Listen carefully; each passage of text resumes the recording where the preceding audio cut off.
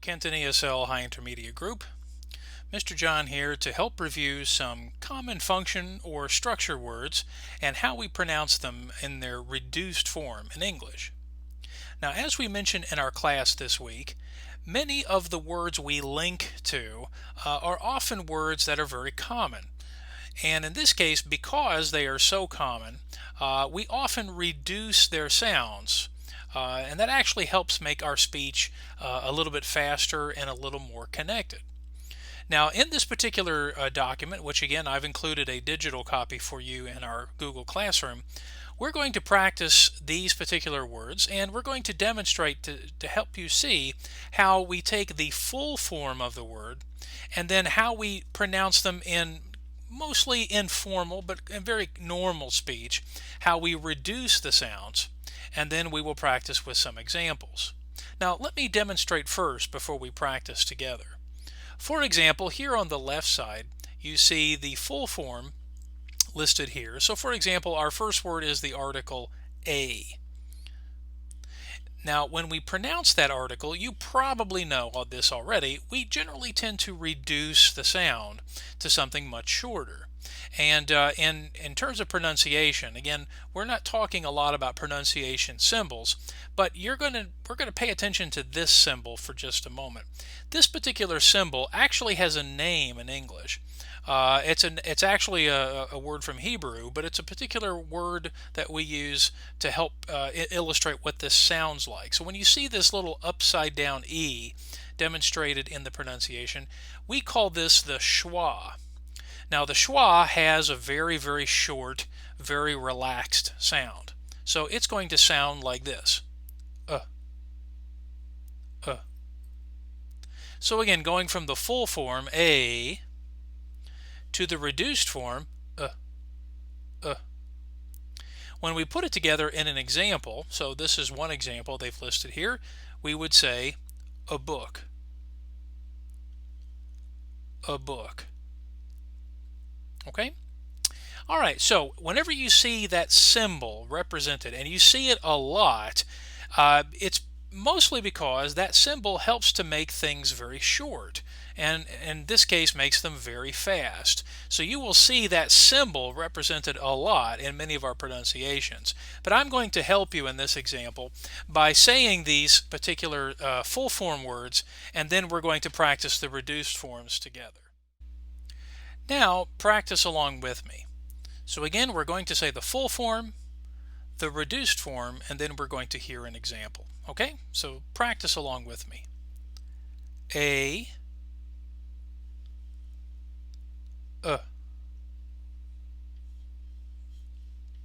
book.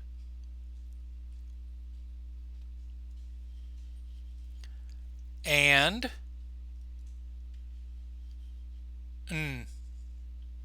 n.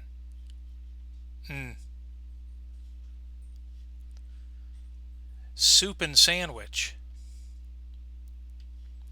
Soup and sandwich.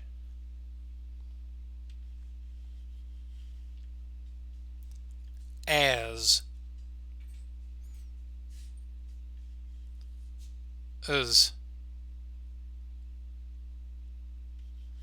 busy as a bee. As busy as a bee.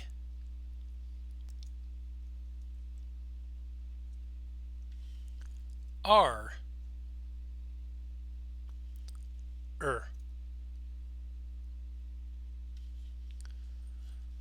The cookies are done. The cookies are done.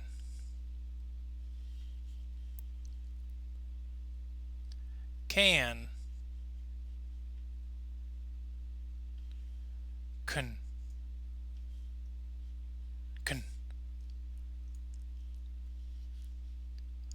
I can go. I can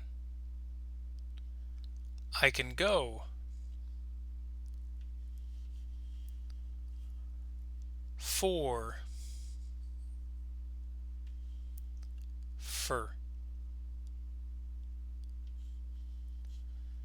It's for you. It's for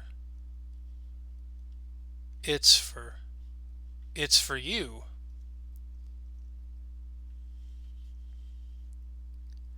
Have v v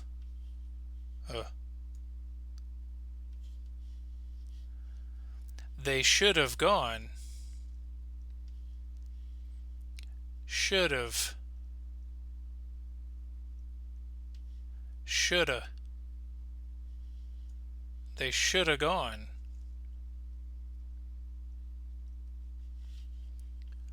Her.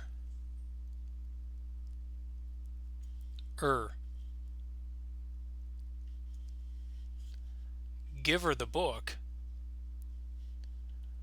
Give her. Give her the book. Him.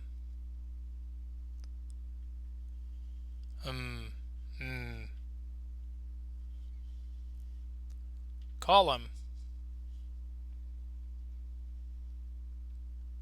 Call him. In.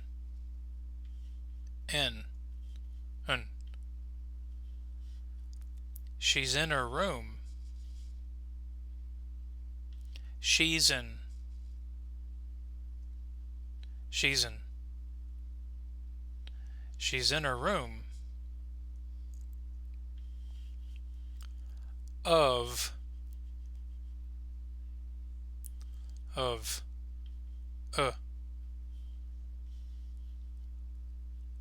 All of us. Cup of tea. Cup of tea. Or.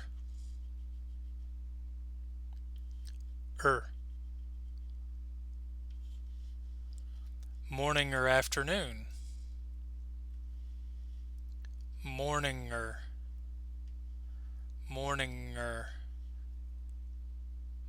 afternoon. To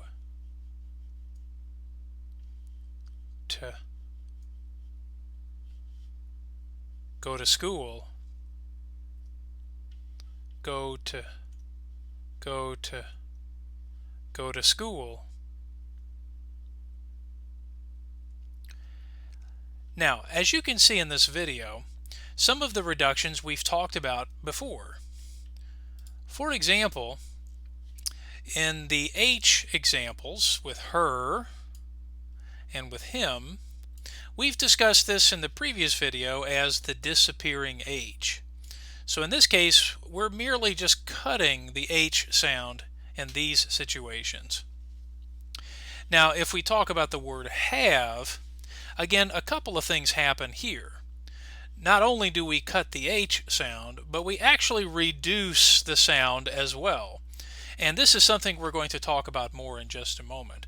But again, let's go back through this example and notice again how it can be pronounced in very, very short ways. Let's say it again. Have. Of. V.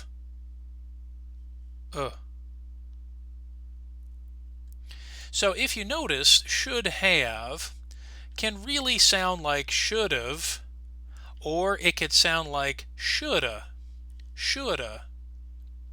Now in class, sometimes I teach this because we use this particular conditional example, could have, should have, and would have.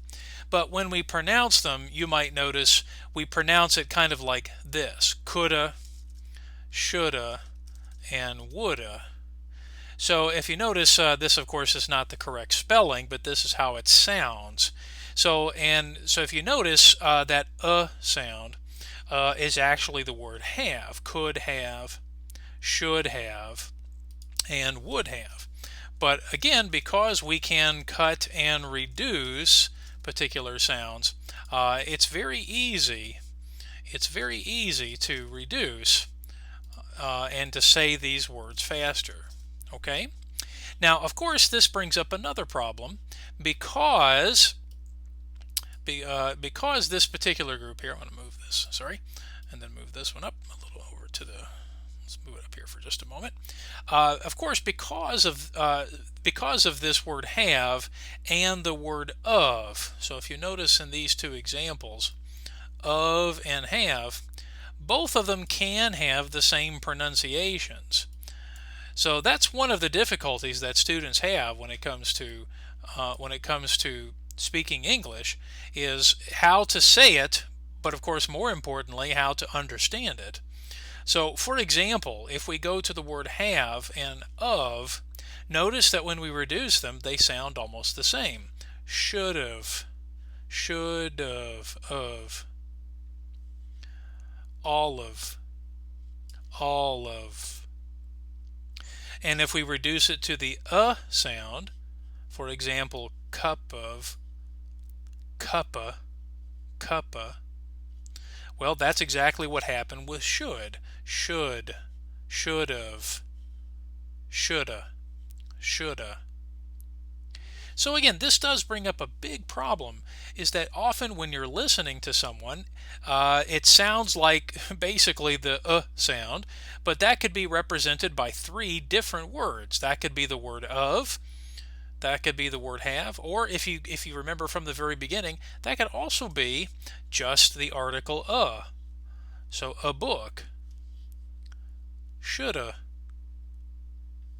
cuppa, cuppa. So part of the problem that we have is you have to sort of teach your brain kind of a new sound, a new way of thinking about it. I know many of you, when you studied English, you probably studied these particular words in their full form. You probably never practiced them in this way. And so when you came to the United States, you noticed that people did not speak the full form of the word. They practiced, or they used, the reduced forms, which of course makes it very difficult for students to understand. Now, let's take a look at a couple of other examples that also sound almost exactly the same. For example, and let's choose a different color. For example, the word are, if you notice, in its reduced form sounds like So for example, cookies are, cookies are. Well, if you remember from class, we did an example with the word or. Now, when we say the word or in its reduced form, it also sounds like So, for example, morninger, morninger,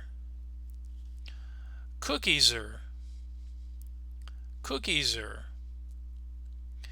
If you look at the word her, well, same problem. When we use the sound, right, there it is. When we use that sound, again, it sounds like giver, giver. So again, one of the problems of English is that many of these very common words in their reduced sound, in their reduced form, sound like a lot of other words. So that's part of the challenge here, is to recognize what exactly is the person saying. Well, of course, the most important thing is to figure out the structure of the sentence. So context will help us. So for example, when we say giver, well, we know that it's not give are. We have to think of it as give her. But again, your brain probably doesn't understand that now. So that's why it's so important to practice these sounds. So again, I would recommend going back and practicing this video a couple of times so that you can get more familiar with these particular reduced sounds that we have in English. Okay? So practice those sounds, and good luck.